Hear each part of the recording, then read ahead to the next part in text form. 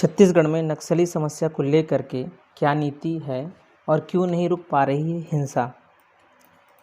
सवाल उठ रहे हैं कि आखिर कैसे माओवादियों की people's liberation army guerrilla army के बटालियन नंबर 1 के कमांडो हिमड़ा ने खुद ही तरमे के आसपास के जंगल में होने की खबर प्रसारित की और कैसे सुरक्षा बलों को 2000 से अधिक जवान इस बटालियन को घेरने के लिए निकल पड़े और माओवादियों के जाल में फंसते चले गए। सवाल उठ रहे हैं कि क्या यह रणनीतिक चूक थी या इसे खुफिया तंत्र की असफलता माना जाना चाहिए। क्या जवानों में आपसी तालमेल की कमी थी जिसके कारण अत्याधुनिक हथियार से लैस 2000 जवान कुछ 100 माओवादियों का मुकाबला नहीं कर पाए। क्या जवानों में क्रॉस फायरिंग भी हुई। क्या सच में माओवादी 3-4 ट्रैक में अपने हताहत साथियों को लेकर भागे हैं। क्या माओवादियों ने यह हमला इसलिए किया क्योंकि उनके आधार इलाके में सुरक्षा बलों ने अपने झंडे गाड़ दिए थे और माओवादियों के लिए अपने इलाके को बचा पाना मुश्किल हो रहा था। अलग अलग स्तर पर इन सवालों के अलग अलग जवाब हैं। इनका सच क्या है इसे समझना आसान नहीं है। छत्तीसगढ़ के बीजापुर और सुकमा राज्य के अंतिम छोर पर बसे इलाके और इन्हीं दो जिलों के सरहद पर बसा हुआ टेकलागुड़ गांव, जहां शनिवार को हुई दोपहर कई घंटों तक पुलिस और माओवादियों के बीच मुठभेड़ चलती रही। असल में माओवादियों का गढ़ कहे जाने वाले इस इलाके में माओवादियों की बटालियन नंबर 1 का दबदबा। इस बटालियन के कमांडर मंडवी हिमड़ा को लेकर जितने किस्से हैं उससे केवल यही अनुमान लगाया जा सकता है कि हिमड़ा आक्रमण रणनीति का पर्याय है। शनिवार को जो मुठभेड़ हुई वह हिमड़ा के गांव पूर्वती के पास ही 90 के दशक में माओवादी संगठन से जुड़ी मडवी हिमड़ा उर्फ संतोष उर्फ इंदुमल उर्फ पोडियाम भीमा उर्फ मनीष के बारे में कहा जाता है कि 2010 में ताड़ मेटला में 76 जवानों की हत्या के बाद उसे संगठन के महत्वपूर्ण जिम्मेदारी दे दी गई थी।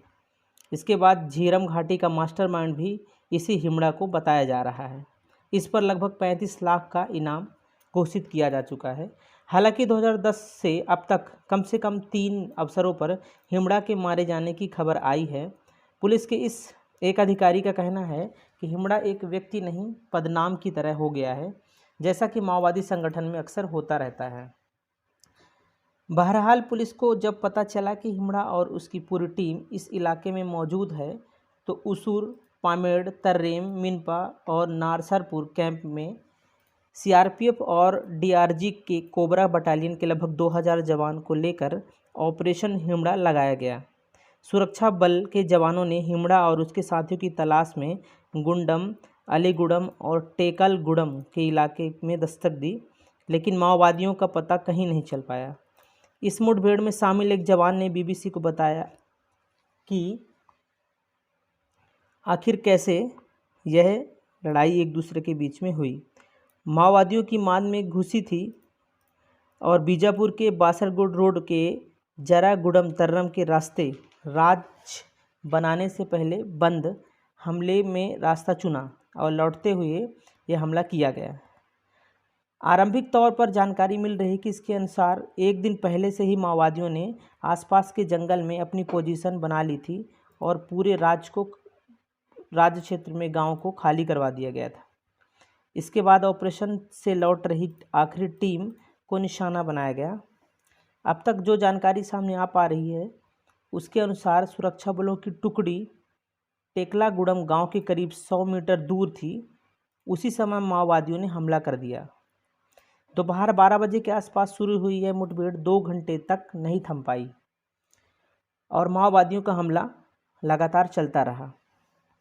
पास के ही सड़क में जाकर जंगल के इलाके से बसते हुए जवानों ने पेड़ और गांव के घरों की आड़ ली, लेकिन वहां पहले से मौजूद माओवादियों ने उन पर हमला किया और गांव के भीतर लगभग 3:30 बजे के आसपास हमला हुआ। जवान फिर वहां से निकले और निकलने की कोशिश करते हुए खुले हुए मैदान पर पहुंचे और जंगल की दूसरी ओर पहुंचे तो पास की ही पहाड़ी पर मोर्चा संभाले पहले से ही बैठे माओवादियों ने वहां उन पर हमला कर दिया। माओवादियों ने LMG, UBGL, BGL rocket launcher, motors जैसे हथियारों का अंधाधुंध प्रयोग किया।